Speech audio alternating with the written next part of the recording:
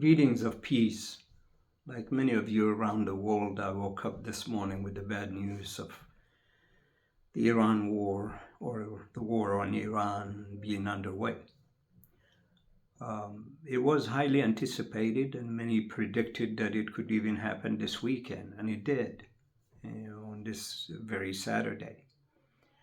But I was of the opinion, contrary to the majority, I didn't think the mass buildup of the U.S. naval force in the Arabian Sea and the Persian Gulf was just simply to attack Iran. And I thought it had a much bigger meaning than just attack on Iran, because Iran was not presenting threat to be attacked with such force and involve directly the U.S. in light of the difficulties that the U.S. is going through, especially in this country. Nevertheless, it happened. So I want to go and just do a little assessment on my view and then tell you where I personally stand. I thought the buildup was geared towards much bigger purpose, not only to show projection of force, but also directed to regaining the Red Sea and basically attack on Yemen and those kind of things. I still believe that. It's not that I now change my mind. I do think that is part of it. Nevertheless, in light of what happened, I want to just say a few thoughts and see how you react to it as an audience. The attack was apparently massive. To what degree, it's to be assessed. We will find out soon. But Iran responded in the way that they have said. They were clear about their leader, their spiritual leader, saying that this time we are going to, it's not going to be something that we will just do a surgical bombing for symbolic reasons and those kind of things. But it will be that we're going to be targeting U.S. military bases across the Middle East. And that they already started. And they attacked also Tel Aviv, they attacked and Jerusalem and so forth. So it is going to be a full force war. How long is it going to last? I don't know. No one knows. Only Allah knows. But the ability that we have is to examine what is happening and what's being lined up, and then measure it from there. What might the outcome be? It is definitely not in the best interest of all involved. It will really do a lot of damage to all of them, some more than the other, but definitely all who are involved. Starting with the U.S., the mightiest nation, Israel, Iran, all the Arab Gulf countries in the Middle East that are hosting American military bases. Same for the world economy. Trade would be affected, oil prices would skyrocket. All of those possibilities are likely to happen. Now, the U.S. perhaps may succeed in persuading Saudi and Emirat, as they already been doing, to increase their supplies in the world, so the energy supply would not be disrupted and oil prices would not shoot up. So that's what we've been benefiting from in the U.S. I mean, the prices are very, oil unleaded is roughly about $2.50 to 60 cents in some places per gallon. That is very cheap. And one wonders and says, if the Red Sea is practically closed and the world is, the threat of war is everywhere, how come the prices are very cheap? Well, they are cheap because those countries are helping the U.S. So Trump administration would not lose the political image that they're building, built on falsehood. There's no economic success. There's no success of any nature in there. And everyone knows who knows. And these are few in numbers. Nevertheless, the threat that it's facing the U.S. is going to happen, whether these oil supply is increased or not. Because already the U.S. has $88 plus trillion in debt. It is really deep in debt.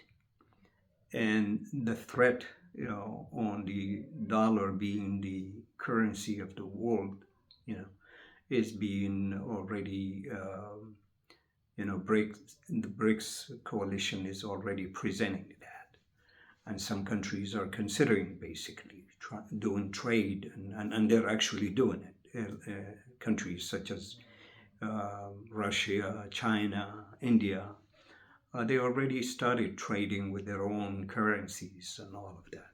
So all of those things present a threat to the U.S.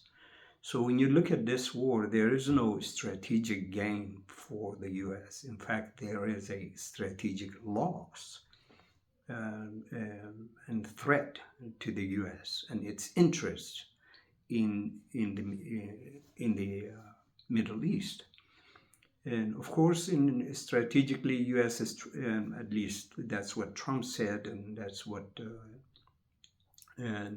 it seems that they will probably ultimately do, is to pull out that area and focus on its own neighborhood. But that takes years. It's not a decision that just happens overnight, considering the number of troops that are already positioned in many places, such as Qatar, such as Bahrain, all of these troops that are in there, Syria, Iraq, and so forth and so on, and Urdun. So yeah, it's not going to happen overnight. So, but the strategic plan, the long term, is that to pull out.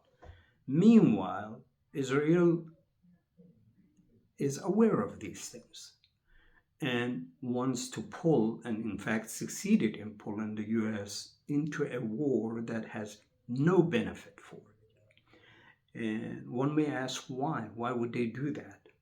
Well, Israel is a 76-year-old welfare state that failed by all standards and rubrics.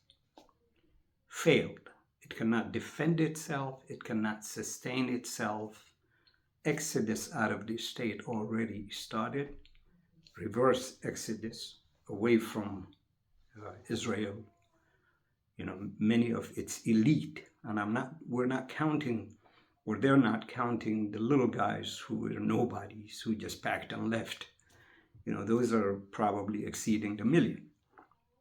But the elite, the official number, according to Ilan Pappé, who's a Jewish historian who cannot go to his country, he's persona non grata, who lives in UK, but the most prominent historian has just recently said, he said 200, officially they're saying 270,000 of Israeli elites have left the country indefinitely, moved to other places, Argentina, Cyprus, Greece.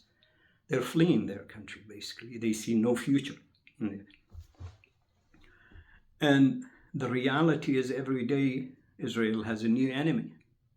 Not because people are against Israel, because Israel is looking for that. All the wars that it started, all the 7 wars or 8 now or whatever numbers are, that Netanyahu started, he is the one who's initiated. Nobody's attacking him.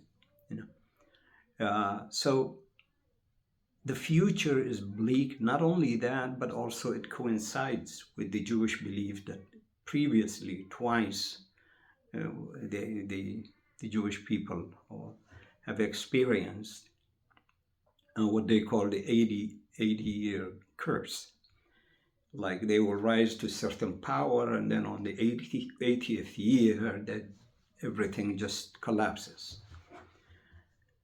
And that's what many people are fearing. The signs are on the wall, and they can read it, and they see it. You know, day after day, Israel is getting weaker and weaker and weaker and more isolated. And now they are, many countries consider it as a radioactive, with the exception of Modi, of course, Prime Minister of India, who was there hugging and, Israel. So even he, by the way, is not really sold. Don't let the optics fool you, because India knows that it has an trade with a kind of relationship with the Gulf countries, that many Indians work in that. For example, Emirates alone has close to 10 million people who are from India, or a good number of that 10 million people who are from India, who are given a status to work in there, and they send money to India. So India's economy will really be hurt hard if some of these Gulf countries would just, give these Indian labor people persona non grata and get it from other places. There are many countries that can fill those spots very easily, and that is likely to happen. So Modi understands that, yes, he wants to get high-tech armament from Israel, surveillance technology that they're advanced on, and all of these things that he sees that it would benefit his country. But he's not stupid enough to think that he would, go into alliance with Israel at this stage of its existence, when it's on its last leg, and really gamble everything that he considers India, which is considered to be one of the powerful nations, and it's a nuclear country, and so forth and so on, and huge population, and so forth, still growing. So we have to look into all of these things and not allow the optics fool us. Now, coming back to the partnership, this tag team that attacked Iran. And Iran already, in response, as I said, attacked, Tel Aviv, Jerusalem, a few of the countries where the U.S. Military is based, Bahrain being one of them, and there's a huge naval base in there. Qatar, there's, huge. So what do we expect from there? Well, certainly it's not going to be 12-day war. Now, who might win that war? Well, it depends with what side. Each side won it. Iran is in defense. She did not start the war. Iran did not start the war. Iran is the one who's always constantly cornered, to the point that they agreed to not develop, at least they had it for what was preventing them is different than what was presented in the negotiation. But let me just start with the first one. Well, some years ago, Ayatollah Khomeini issued a fatwa. And the fatwa was not to develop a nuclear bomb. And not that they didn't have the technology or the engineers or the scientists who could design that, and the means and all of that. The proof is already openly, available for anyone. That's why Israel was killing a lot of these scientists. So Iran has a lot of scientists and engineers. In fact, it's one of the most advanced in the world in those two fields. Student-wise, they have huge number of engineers, huge number of scientists, and so forth. But coming back to why they cannot have, and the fatwa of Khomeini. Khomeini's argument was, let's say we build the nuclear bomb right now. Who is our biggest threat? Israel, right? What are we going to do with it? We're going to drop it in Israel. And if we dropped it in Israel, is that bomb going to discriminate who is Muslim, who is Christian, who is Jew, which place of worship belongs to the Muslims or the Christians or Jews?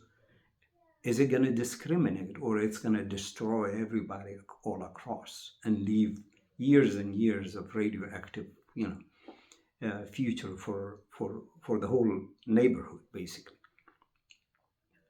So he said, then in that case, it is un-Islamic to drop such bomb. Therefore, you cannot make it. That fatwa still stands. Israel is aware of it. US is aware of it. But for the last 30 years, Netanyahu uses the argument that Iran is 2 weeks away from having a nuclear bomb, or a few months away, a year away. Every year he was telling us something. I mean, you can Google it up. You can check on YouTube. There are videos available. He contradicting himself, and that led to the Iraq war, that led to Afghanistan, that led to all of these false flag wars that Israel was leading the US to. Because deep down inside, Netanyahu and all of those, perhaps the ones that are crazy enough to, who are in that heedless state of mind, may not know, but he definitely knows.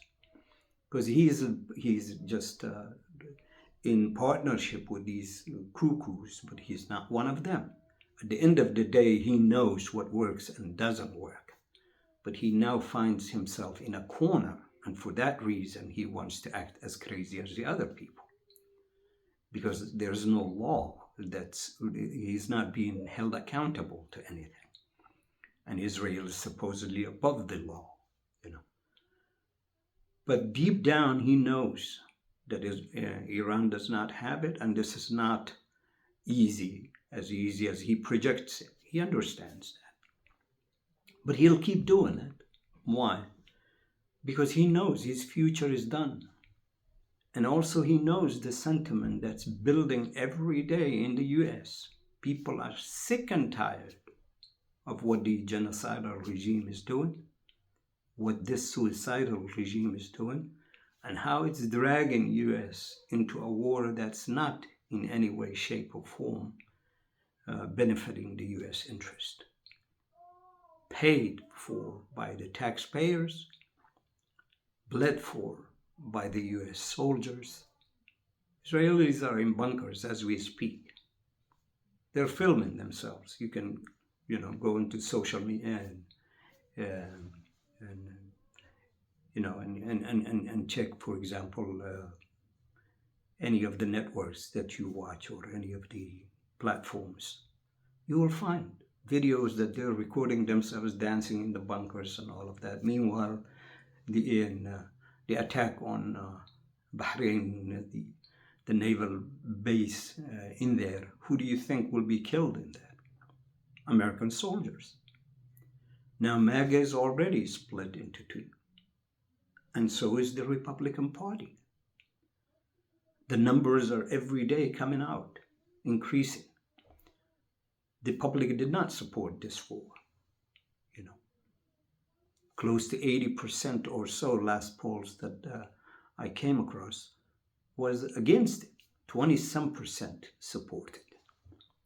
So why wage the war? Well, the war benefits Israel. And that foolish, reckless, suicidal act would expedite the demise of Israel. The genocidal state, that rogue state that respects no international law, its days are numbered. Because that's the choice that Israel made. That's the choice that Netanyahu made.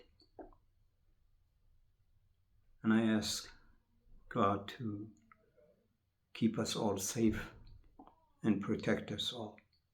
Thank you.